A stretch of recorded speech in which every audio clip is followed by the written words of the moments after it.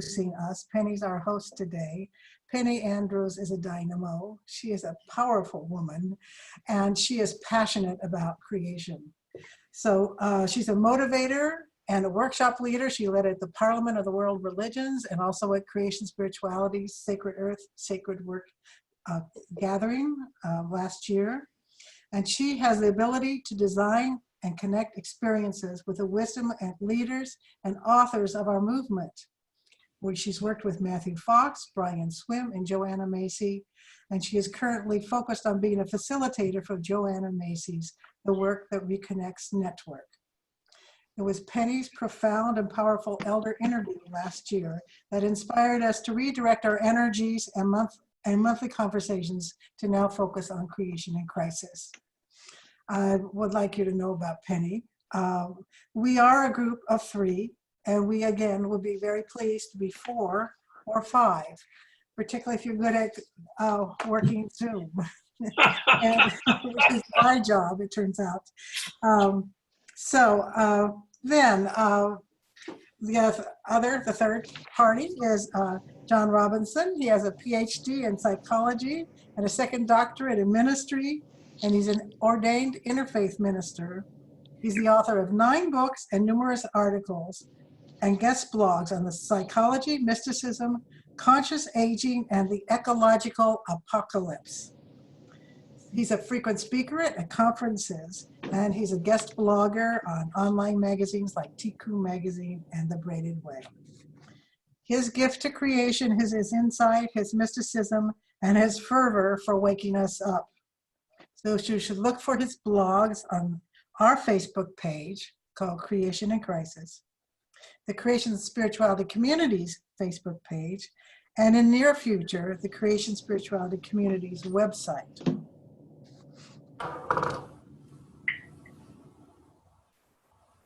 Our guest today, oh, I gotta get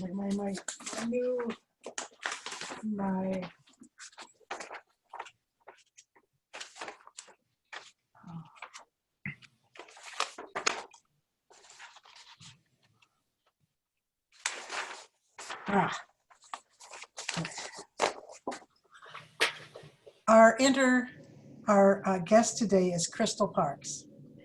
Kristal holds a BS in biology and an MA in justice and peace studies from the Iliff School of Theology in Denver. She received Buddhist precepts from Thich Nhat Hanh and learned from her non-human mentors and elders, animals and plants, during a 2-year sabbatical as a hermit mystic. She has brought these passions together into spiritual activism through creation spirituality. For 10 years, Kristal actively resisted nuclear weapons at Rocky Flats in Colorado, where plutonium is produced, and spent 11 months in prison for her efforts, almost 5 of those in solitary confinement. She has worked as a nonviolent escort for Mayan Indians in Guatemala at the risk of being disappeared. She has also worked among Hmong refugees in Thailand and villagers in Africa. Her current passion is defending elephants through her organization, Pachyderm Power, Love in Action for Elephants, through which she has worked for 10 years to stop elephants' genocide in Kenya.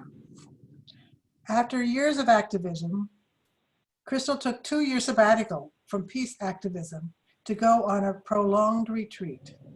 Of this experience, she wrote, "After about 2 years, nature and silence taught me this. At the core of all that exists, at the core of every blade of grass, hanging icicle, quarreling marmot, beaver, scowling eagle, quacking duck, squirrel, fox, howling coyote, quivering aspen leaf, and melting snowflake, there exists an energy and a vibration of joy, not unlike a giggle. All that exists dances with the vibration of ecstatic joy." Kristal claims that the universe is ecstasy.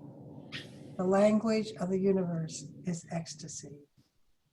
She has written a book entitled Re-Enchanting the World, Love in Action for the Earth and Her Critters.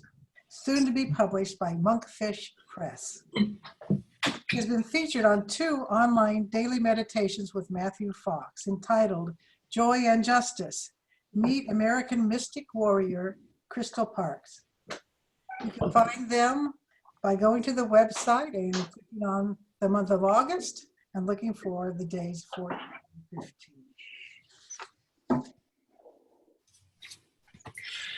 So welcome, Kristal. It is so good to have you here. I'm so excited that you're with us today.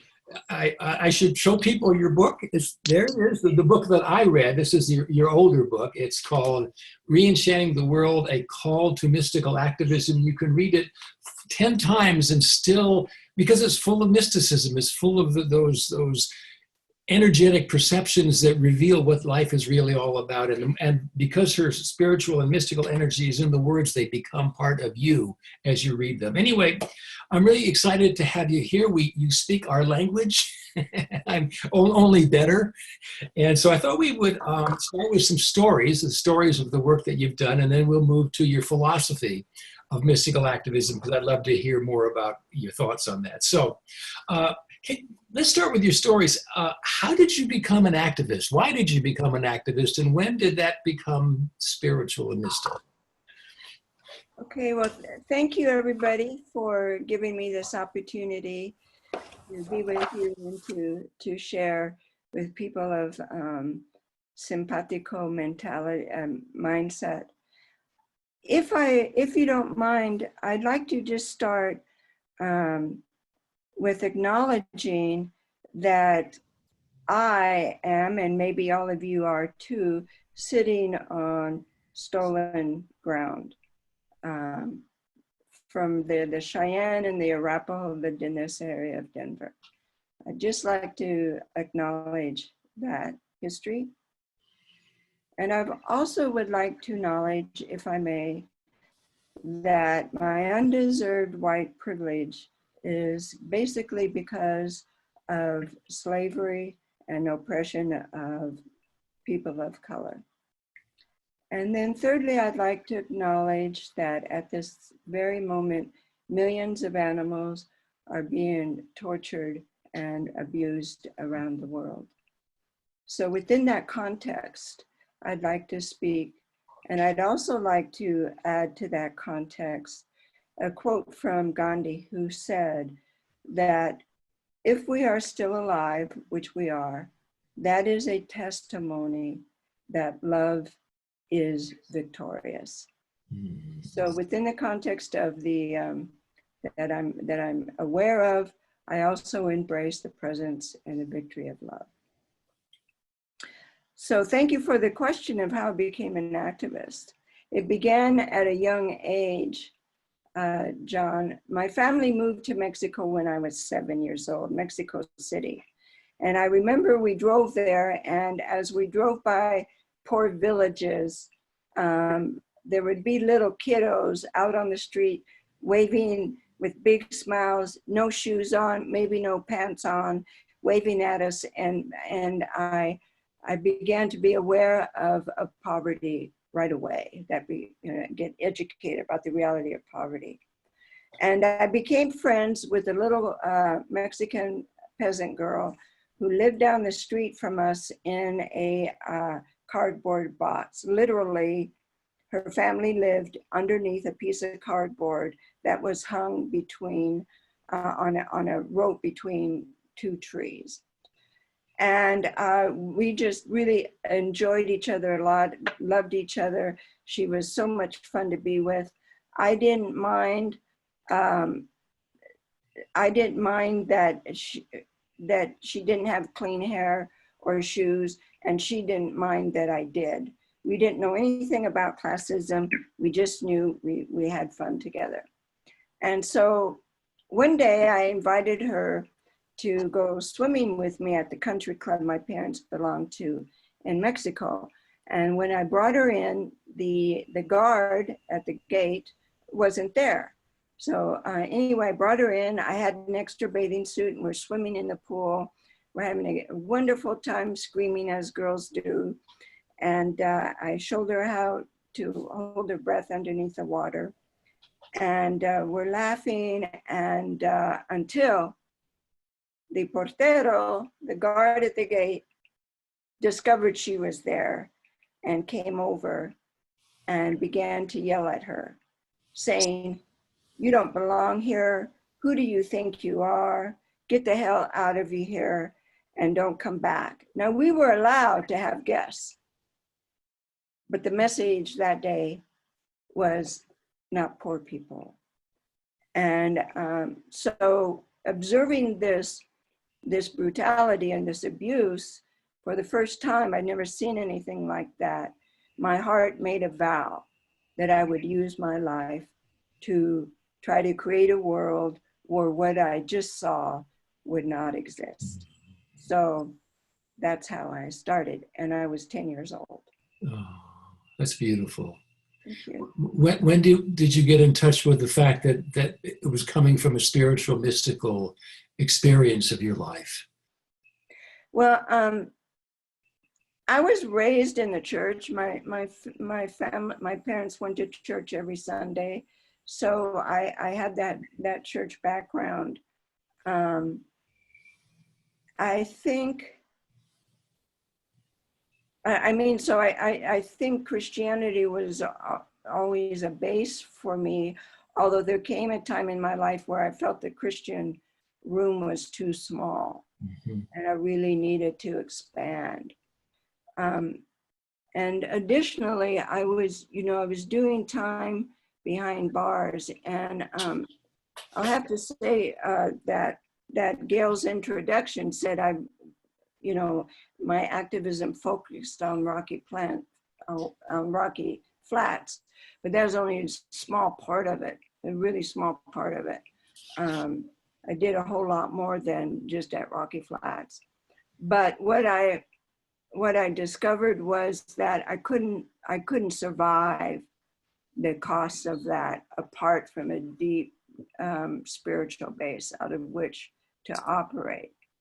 And so I found that, and I started hanging out with Catholic contemplatives because of that dimension.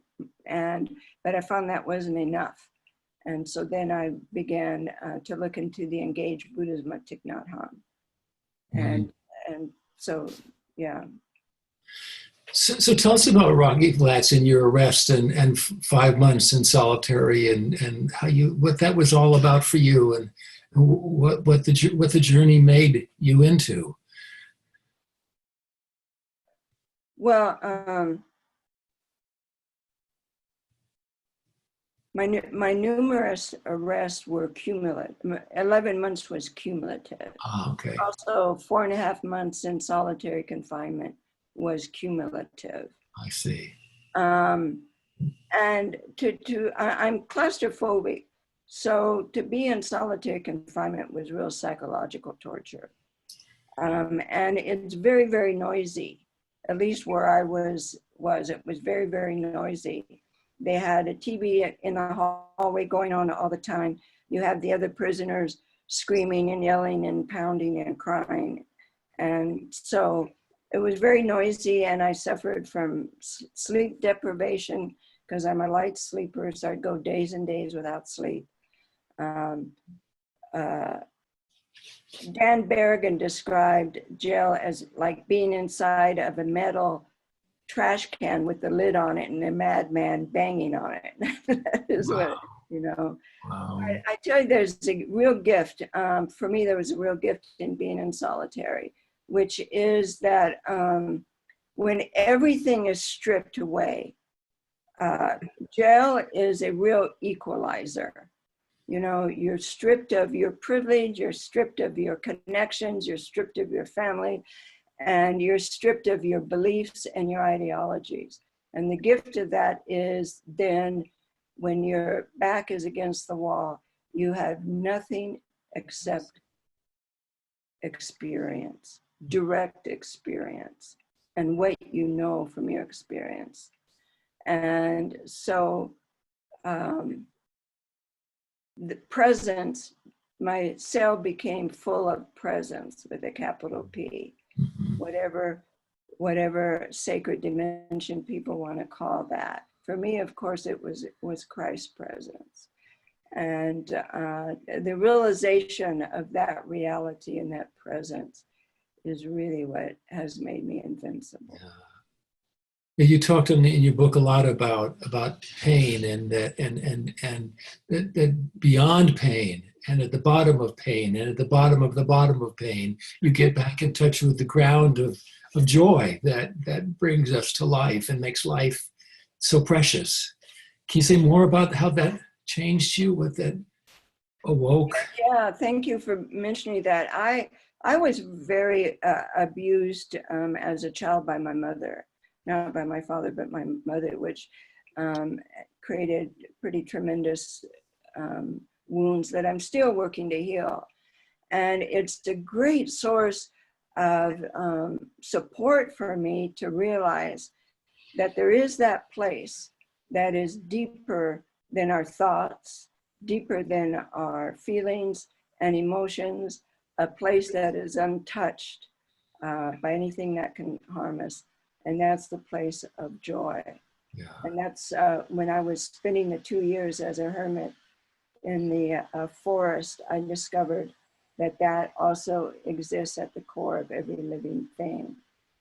And so for me, it's exceedingly important to, besides being an activist, to be a contemplative, so that we are working on our inner shit instead of projecting out into the world and blaming all our problems on somebody else. So it's important for me to be able to work from that place. Yes. Of centeredness, of joy, of no separation, of oneness. You know, you talk in a chapter of your book called Joy as Revolutionary, and you say that we need a radical transformation if we're going to be able to turn the tide and save the planet. And you say that is why we must follow what we love the most, not what is expedient or urgent, because only a profound love will enable us to say yes to this transformation. And then you go on to say, which is a type of death. Death of the ego, death of our illusions, death of our getting off on misery, death of our identity, death of our belief that we are somehow separate from the divine. It's like that's what you found when it was all stripped from you, it sounds like, that there was a way which all that had separated you from the ground of being, and now you were one with it again. And that gave you energy to come back into the world? Well, yeah, you know, it didn't all happen all at one experience, you know, it happened. No, it's progressive, yeah. You know, it's progressive, but, you know, the victory, I think, of life is that there is that place of joy and love, which is untouched by anything that has ever happened to us, which reminds me of kind of another story that I'd like to share. Sure. One day I was returning home from Kenya, and I got on the airplane in Nairobi, and I walked to my assigned seat or my reserved seat.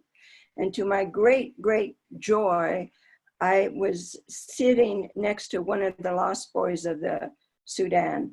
Do y'all know about the lost boys of the Sudan? Say more. Okay, so there's a civil war was going on in the Sudan for many, many years. And so it created what came to be known as the Lost Boys of the Sudan. You can Google it and it give you all kinds of information. And he was now older, he wasn't a little boy anymore. But I had 8 hours, the plane ride from Nairobi to Europe was 8 hours. So I had 8 hours of this incredible conversation with this man, and him telling me his story, which was pretty common. And it went like this. The rebels came into his poor village. You know, they lived in huts. They burned down all the huts. He saw his father murdered. He saw his mother raped and then murdered. He saw his sister kidnapped to become a sex slave. And then he and his 2 brothers were kidnapped to become child soldiers. So this happens, was happening a lot in the Sudan, with these young boys being captured to become these child soldiers. And eventually, many of them would escape, and they would walk to either Uganda or Kenya, usually Kenya. And sometimes it would take them months, maybe even a year, walking with nothing but the shirt on their back, often without shoes. So many of them would die along the way, or they'd be killed by a wild animal, or they'd have to go through a river and they'd be killed by a crocodile. And so he showed up at the border of Kenya. Now, this is the thing. Kenya is one of the poorest countries in the world, one of the poorest countries in the world, yet they have their arms wide open to the whatever refugees were fleeing and would come there. And so there's a refugee camp right there at the border. It's one of the biggest in the world. He lived there for 12 years. So the plight of the young boys of the Sudan became known in the United States. Little by little, it was getting known worldwide. And Lutherans in Minnesota, I don't know what it is about Lutherans, but Lutherans in Minnesota got real active in sponsoring these kids.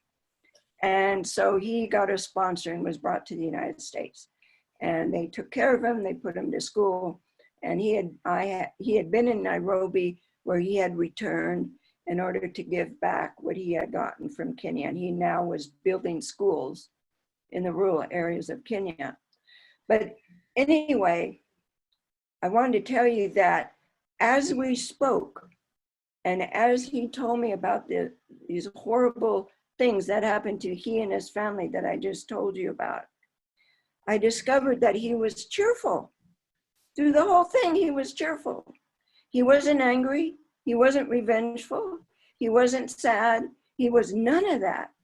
And I asked him, how is it that you could go through all of that and still be cheerful?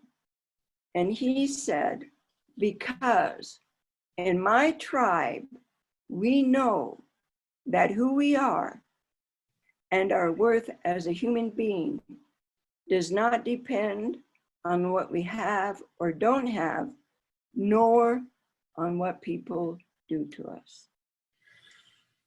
Wow, a rock to stand on. Yeah. Wow. So, you obviously have the same kind of deep compassion for animals. Tell us about the elephants. What brought you to the elephants, and tell us about your work with them. What'd you learn? Thank you for asking. Elephants are just incredible beings. They're highly, highly evolved. I think in many ways they're more evolved than humans, but we humans don't know that because we're kind of limited to our own abilities. We can't imagine other abilities and that we don't have. I had gone to an animal rights conference in 2003, and it was three days of horror upon horror of what's done around the world to animals. And there were workshops, there were, speakers, videos. It was just really very traumatizing to hear what was going on in fur factories, in slaughterhouses, in experimental labs and so forth. One of the workshops was on elephants, which I just really love elephants. So I wanted to find out who they were apart from their experience of us. So I went to Africa in 2003 all by myself. I didn't know a single soul, but that's what they were. And I never wanted to go to Africa. And I got off the plane and walked into a sea of African faces and felt totally at home. And then the next year I went to Asia because the plight of Asian elephants is different. And I'll tell you a story that expresses a little bit of their abilities and their high evolution. This story is told by Lau Watson, who was a naturalist. Maybe some of you know him. He was hired by the South African government to be the director of a zoo. And soon after he was there, they brought in a wild female elephant who they named Delilah. And they put her into a small enclosure. And she began walking around and smelling all the corners with her multi-purpose trunk. And then she came to a corner and she froze as if in fright, and then backed up and just trembled. And Dr. Watson is observing all of this. And then she opens her eyes as if she got an aha, and then went and got some hay and started putting it in the corner. And Dr. Watson, was wondering why was she doing that? So he asked the zookeeper, who had worked there forever, why did Delilah go do that? And the zookeeper said to Dr. Watson, well, 20 years ago, an elephant was killed in that corner. And elephants do bury their dead by covering them with leaves and hay and so forth. Now that's an ability you and I don't have. I mean, they're so sensitive, they're highly evolved, they do remember everything, they can carry a grudge, they're very humorous.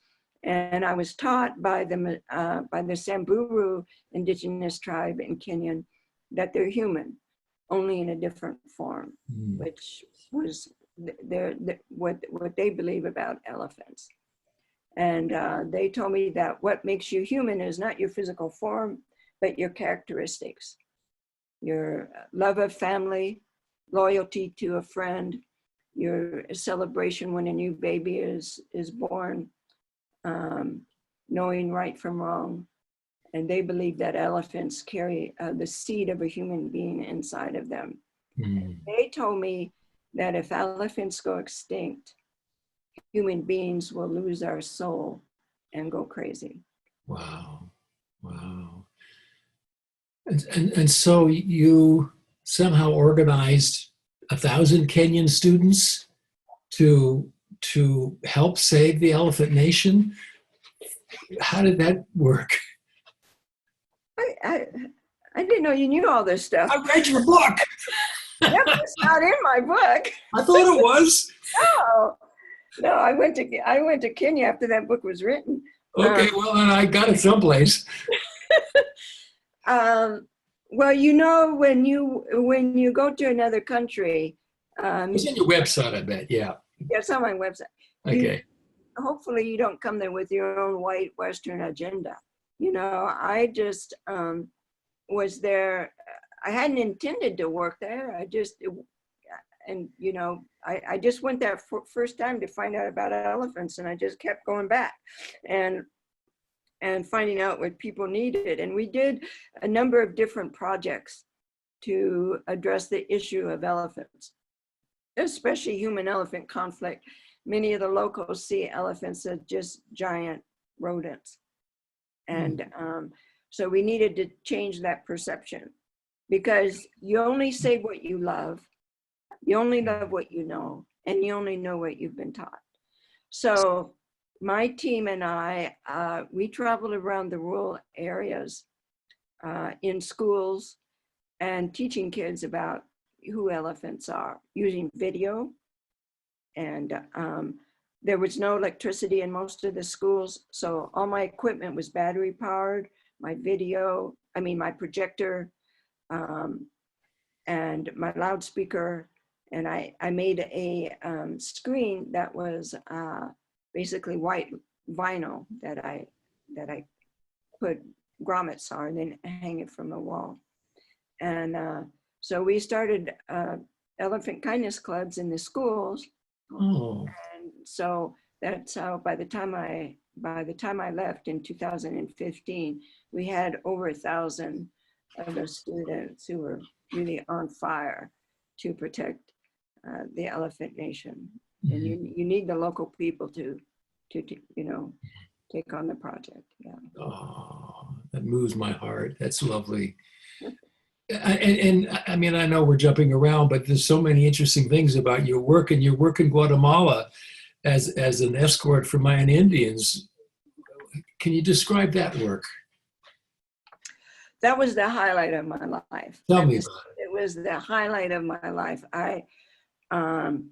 There was a civil war going on in Guatemala, as you may know. It was basically a genocide against the Mayan indigenous people, who are 2/3 of the population. By the time the Civil War was done, 40% of them had been murdered. I think probably everybody heard about the disappearances, right? Everybody heard about the disappearances going on. Mhm. So there's this organization called Peace Brigades International who works in hotspots around the world. And so I went to Guatemala to be a human shield. So there was just a small group of us, about seven of us, international people of faith. And so we were there to be human shields. And in my case, it was, the ability to use my stick out like a sore thumb appearance, my American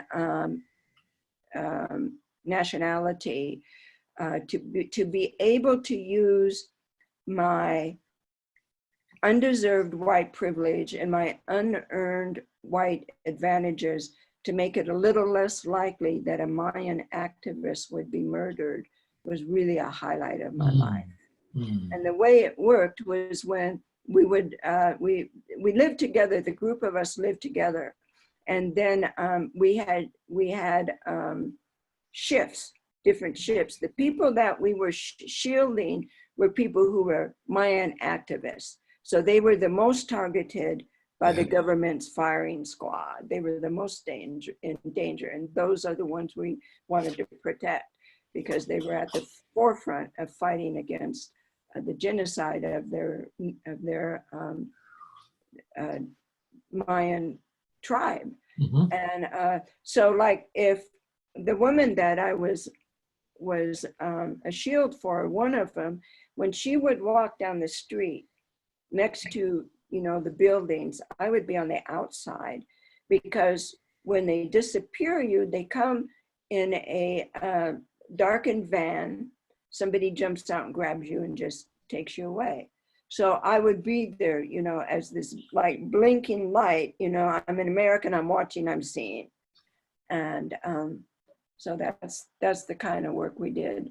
And I was also a shield for her 5-year-old daughter, who you can imagine was in grave danger because they could get to the mother by kidnapping her.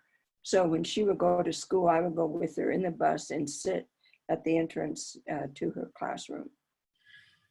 You must have felt so much anxiety in that. How did you be with that? I never felt any anxiety. You didn't? Okay. No, I mean, it was a great joy in my life. It was a spiritual high, I mean, I was doing what I vowed to do when I was 10. There it is. And it makes me weepy to think about it. Yeah. And those of us, we would sit around the table every night. We'd sit down for dinner at 7. We'd never get up before 10. And there would be places missing at the table for those of us who were out doing the night shift, staying with people in their home. And to talk about the meaning and cost of nonviolence within that context, that anytime we could get a phone call that one of our teammates had been disappeared with their charge, it really makes it meaningful to have that and real to have that kind of conversation about nonviolence. Wow. And so you decided to take 2 years out to go live in the forest all by yourself to decompress, to reflect, to rest. What called you and what did it mean? Well, I think it was probably a number of things. To get some R&R after doing a hard time in jail was one of it. But also, I think most of all, Brian Swims no, not Brian Swim, Thomas Berry said that what we ought to do is take all our sacred texts, that's the Bible, the Torah, the Quran, the sutras, put them on a shelf and leave them there for 20 years and learn instead from the scripture written in nature. Yes. And so that was it, you know, for me. I only had to work 1 day a week in town to support myself. And the rest of the time, I just lived with, in the intimate embrace of Mother Nature, learning from her, listening to the trees, watching the marmots play, and the eagles fly, and the elk bugle. And, you know, I discovered that little by little, I was being shifted inside. You know, I was being shifted inside. And that's when I discovered the presence of joy in all living things. Yeah.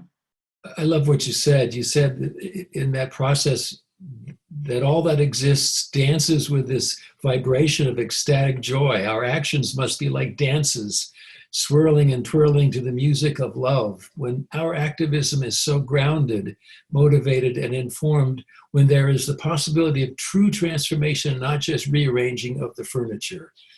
Sounds like you were transformed in that process of lived by that energy of being. Yeah. Yeah. Yeah, because it's in all things. Yeah. And so my hope for saving the planet is four-pronged, if I may share this. Sure, absolutely. My hope is that, well, let me back up and say that I don't think we're going to save the planet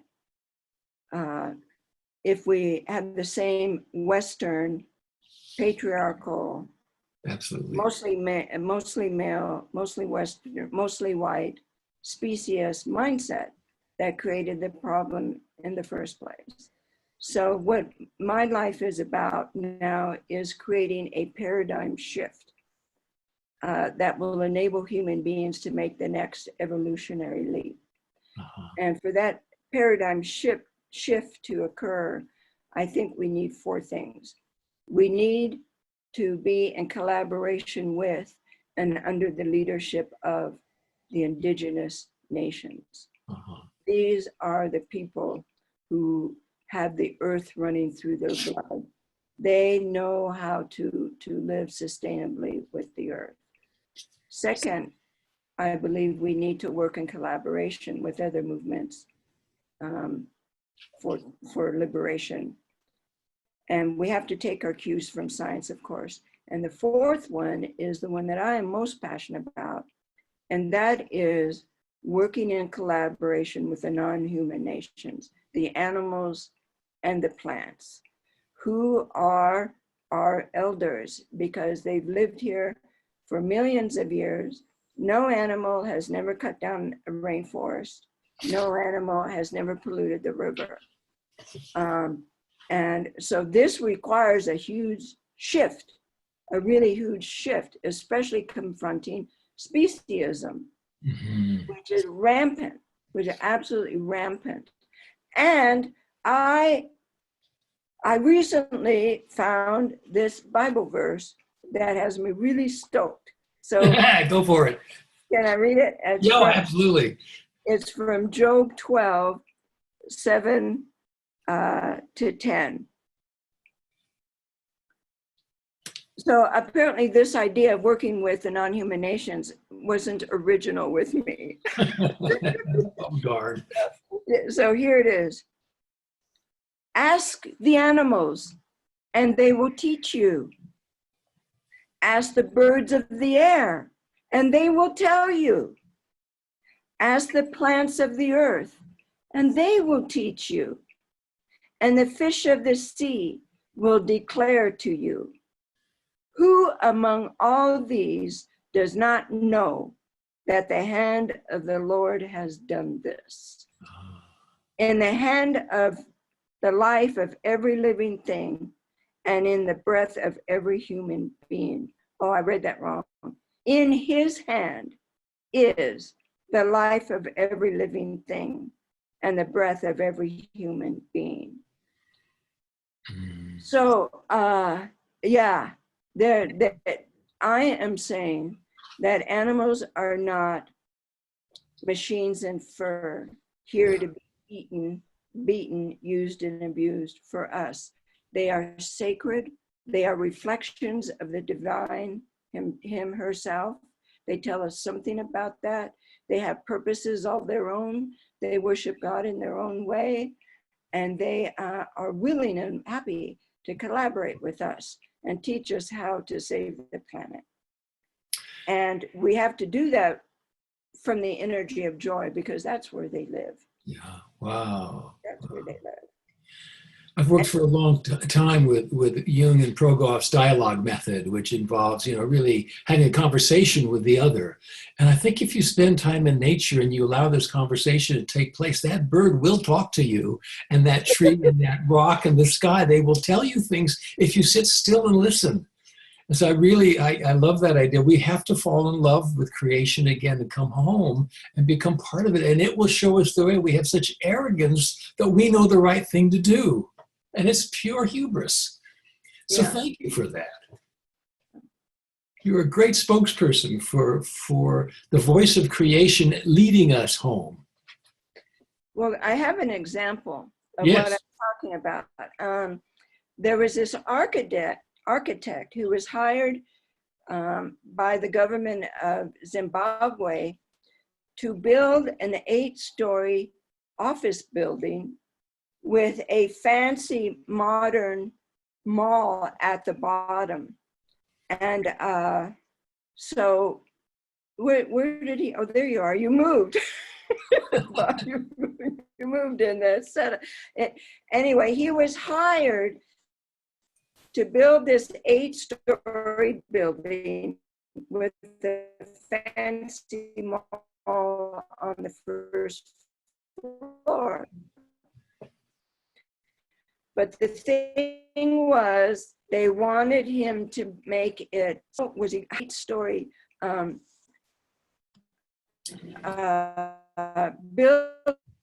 Are we losing? Okay. Self-cooling.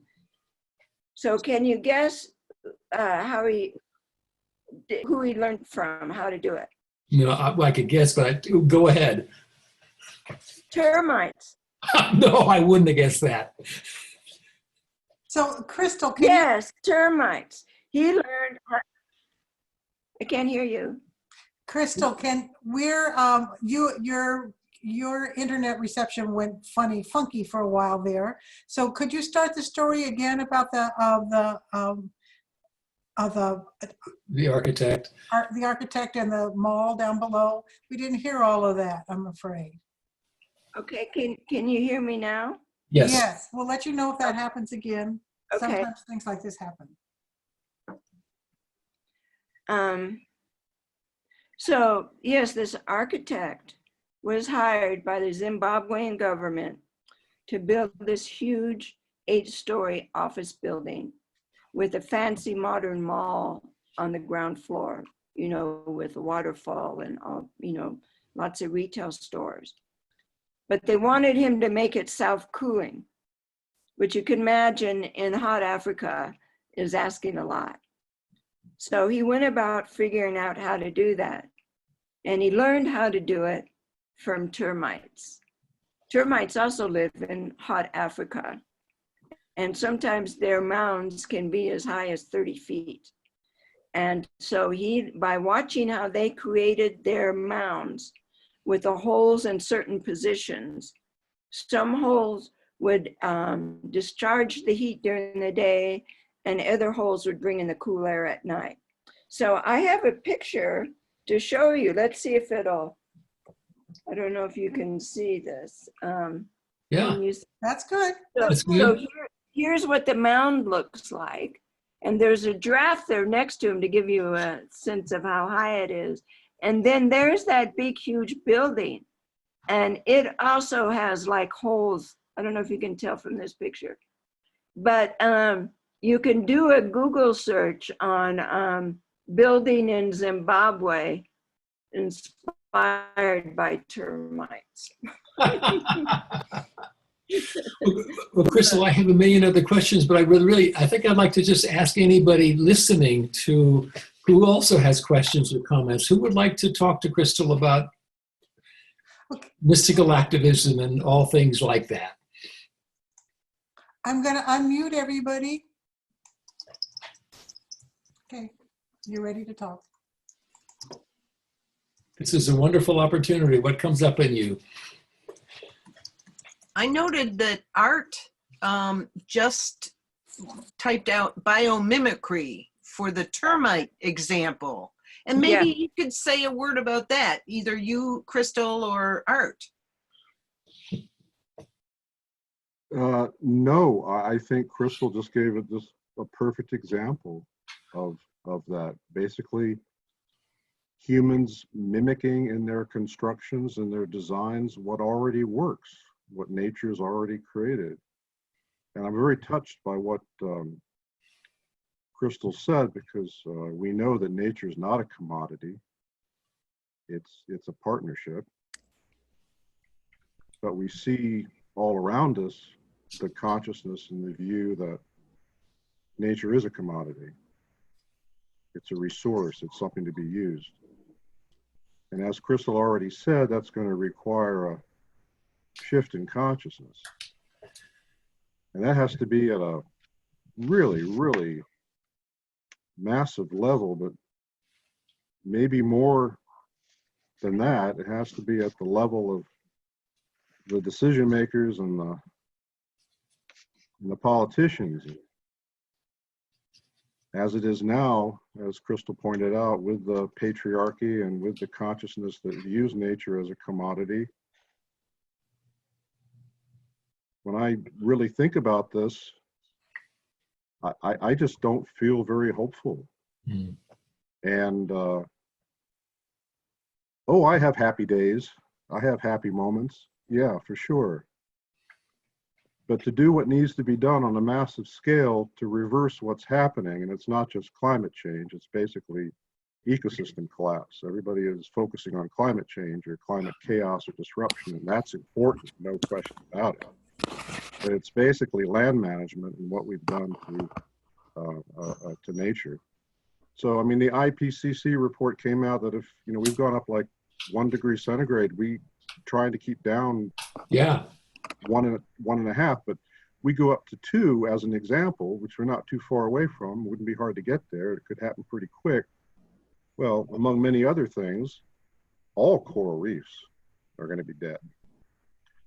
And they're already dying. Great Barrier Reef is, majority of it's dead, coral bleaching. So, hey, I don't want to bring everybody down, but No, I assure you, I have had serious bouts. I'm having a little bit of trouble with this. No, Art, I've had serious bouts of climate despair myself. So, but Kristal, what are your thoughts about that? Well, I think this is the most exciting, incredible time to be alive. I think that it is no accident that we are here at this time and this place. It took the universe 14 billion years to methodically, intentionally, lovingly evolve us to be here at this time. We all have a part to play in this shift. And the gift of it being such a crisis is that maybe that's what we need in order to make this shift. For example, there's a story somewhere in the Old Testament about this general. I put it in kind of modern terms. This general was going to battle. They were foot soldiers back then. And he had the wisdom to put his soldiers up against a cliff. And the enemy was, facing, they were facing their enemy with their backs to the cliff.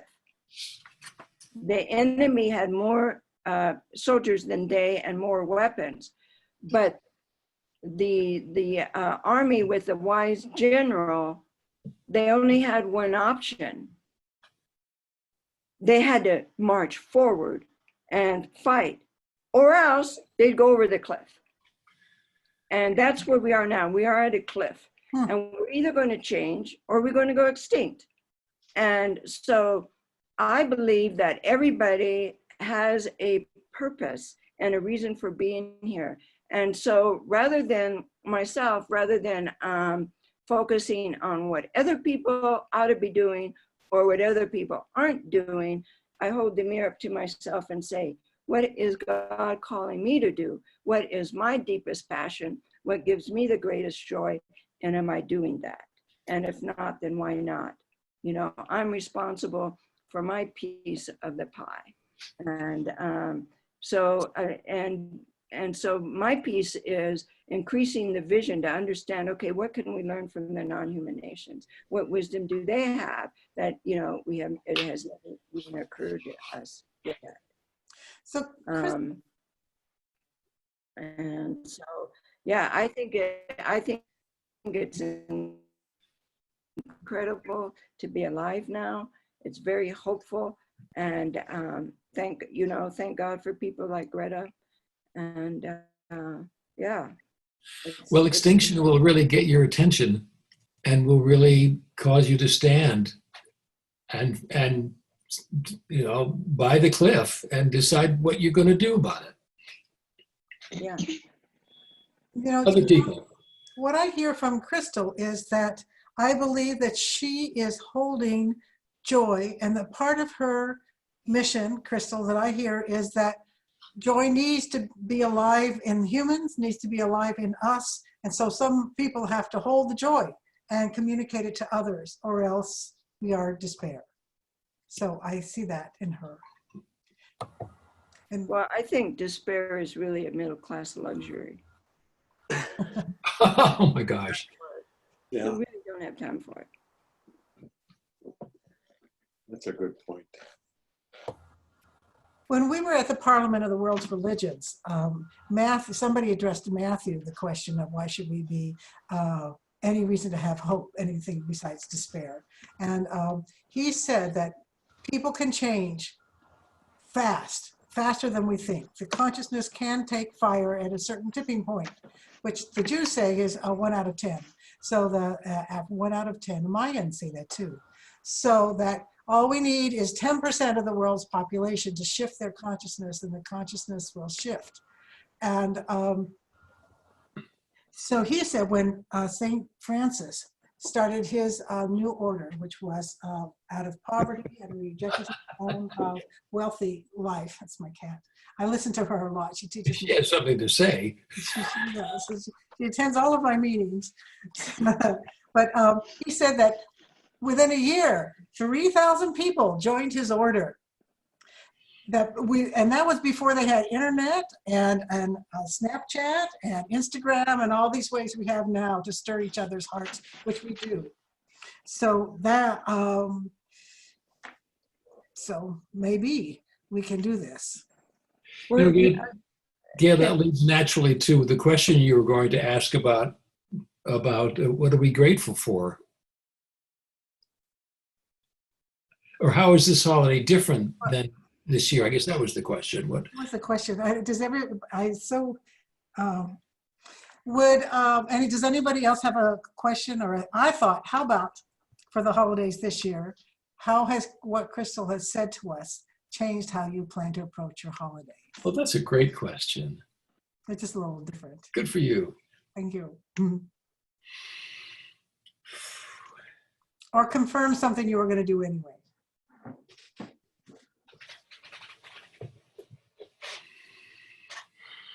And you all have your mics open.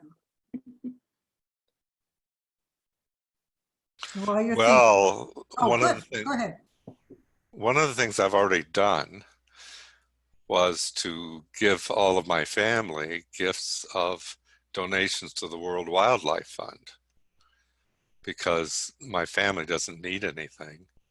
I'm sure there are a lot of things they'd like to have, but my grandchildren don't really need anything from me. They can have another 50 bucks in their pocket and it will go for who knows what. So anyway, that's one of the things that I've done this year that I feel really good about.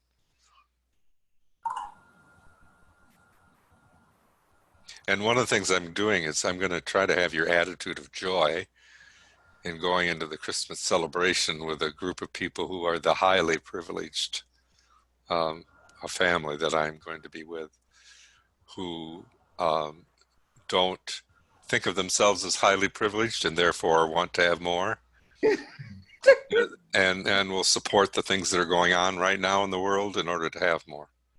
Oh, So somehow or other, I'm going to go and be a note, Mhm. be a a prophet. note of something else. My heart goes out to you.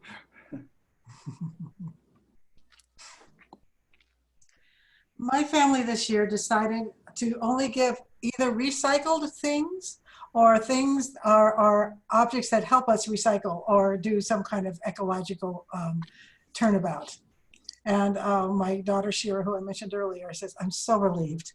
I don't have to do that shopping." And it is a great relief to see to just step out of it. So that's something that we're planning to do. And it absolutely brings me joy. There's so much more space in my heart now for them than now that I don't have to spend all the time shopping and feeling bad about it. I'd like to share that I'm very active with the immigrant community here in Colorado, and I visit immigrants in detention, in ICE detention. And it's really helpful to do something like that. It really keeps my head on straight. You know, the guy that I visit lost 16 members of his family. His wife was killed and some of his cousins, and he fled to the United States. It took him 4 months to get here, and he's been denied asylum. So he's been in detention for 14 months, and he could be sent back home anytime. You know, and when you align your life with those who are suffering like that, you know, you don't feel like going Christmas shopping. You just really don't, or at least I didn't. You know, I don't. There's nothing that I need. You know, so that might be a gift you might want to give to yourself. To spend time with the immigrant community. Mhm.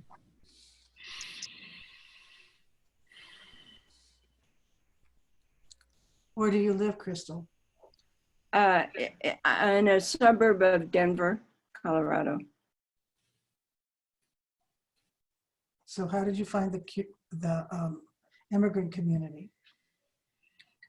What are they in Well, Denver? when I heard that Trump's policy of no tolerance, that was it. That's all I needed to hear.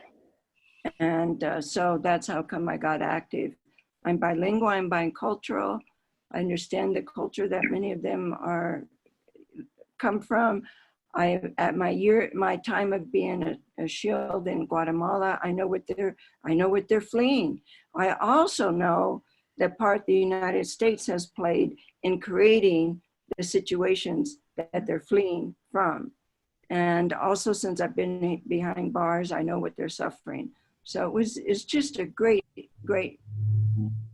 privilege of me to use my experiences to serve these people that are suffering beyond our imagination. We just can't imagine.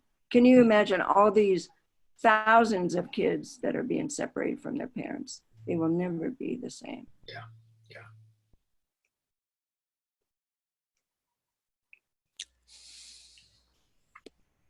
Well, sadly, our time is coming to a close.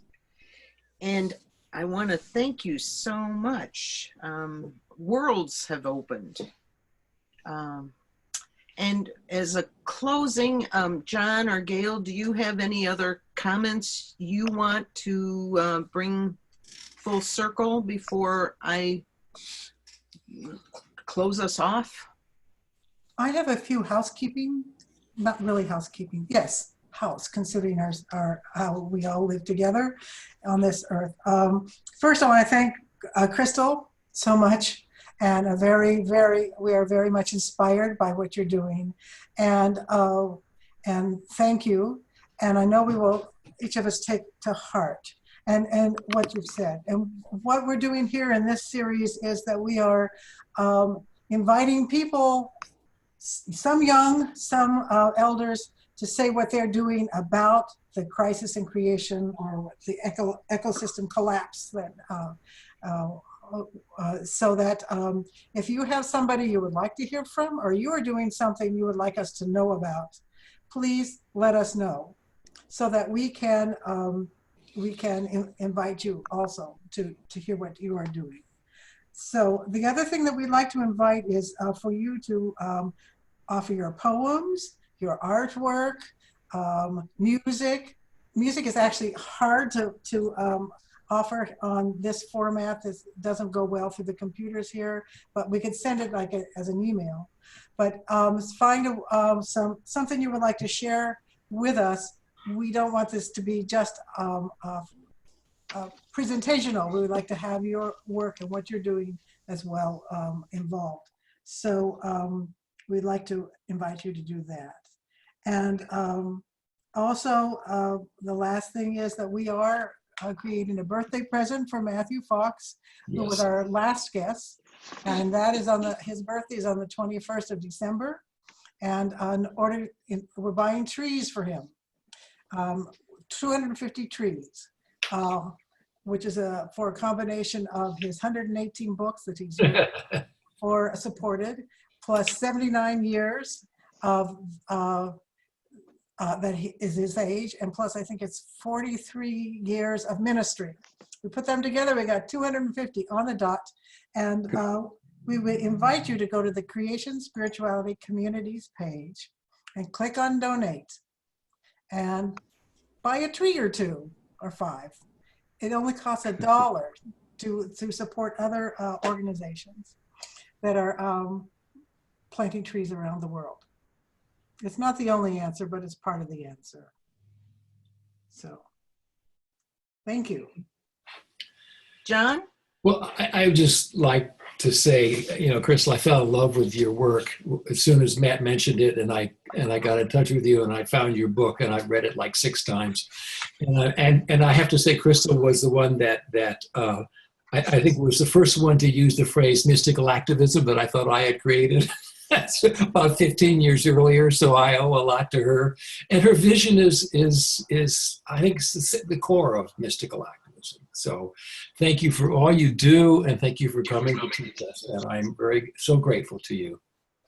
Thank you. Thank you for giving me the opportunity to share with all you folks of like mind and creation spirituality, and been helped along our journey by Matthew Fox. And thank you so much. Thank you, Kristal, for inviting me. I enjoyed being part of this. Thank you. Great. Thank you so much. So in closing, this is Joanna Macy's words, and then I'm going to segue to another way to envision the holidays as being different. Joanna Macy writes, "There is science now to construct the story of the journey we have made on this earth, the story that connects us with all beings, to harvest it and taste it. For we are in a hard time, and it is knowledge of the bigger story that is going to carry us through."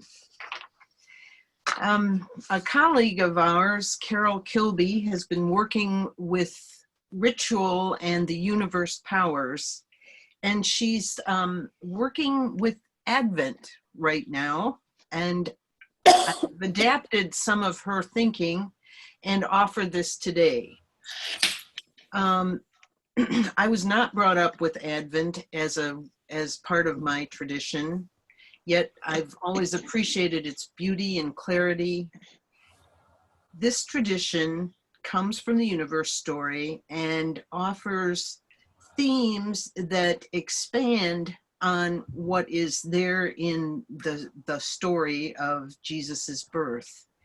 The first Sunday is hope. And Joanna Macy has said at this point in her 90th year of watching environmental degradation, habitat loss, extinction, she said what gives her hope now is emergent properties. So for that first Sunday of Advent, consider the power in the universe of emergence. The universe and Gaia herself offer us seeds that are not yet visible within us or without. And they're there to give us strength and courage to move forward. Isn't that just another way of saying faith? We have the fullness of this present moment and the seeds of what is emerging, what is possible at this perilous time. The next Sunday, the Sunday coming now, is love. And the universe power that I have pulled for that is radiance. And radiance, we are all of our beings, all of life is fed by the sun, hence the power of radiance. The next Sunday coming is joy and transformation, the joy of transformation as a power to reinforce. And I offer you to perhaps meditate on those moments where there's been struggle in the power of transmutation. Transformation occurs, something shifts, an insight comes. And so I offer that as joy. And then lastly is the peace. And for that, the power of centration.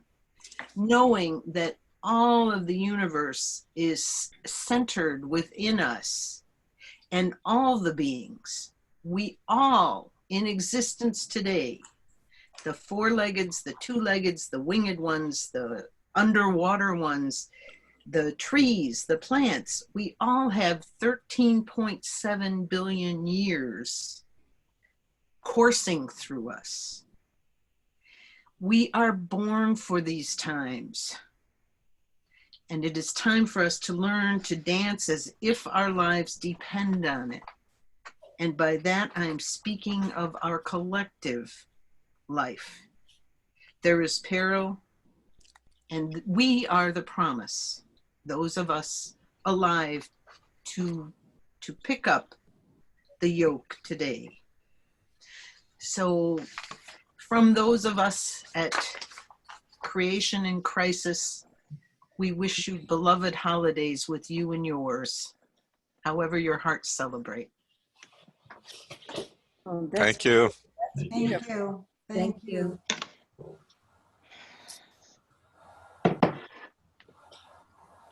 Till next time, January 7th, is it? Or Or are we going to skip one? I couldn't remember.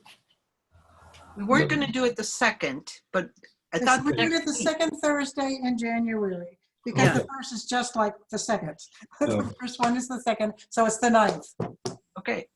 Yeah. And again, the offering is, even if you don't have a lot of prep time, if you show up that Thursday with something that has evoked something within you that feels akin to how we are unfolding this 90 minutes, please share.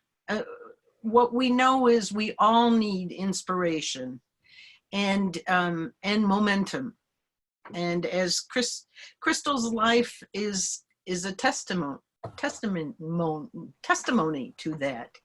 And we are all making our way in very strange and unfamiliar times, and things that we have in common lift us up. If it lifts you up, it can lift us all up to to carry the burden and make a difference.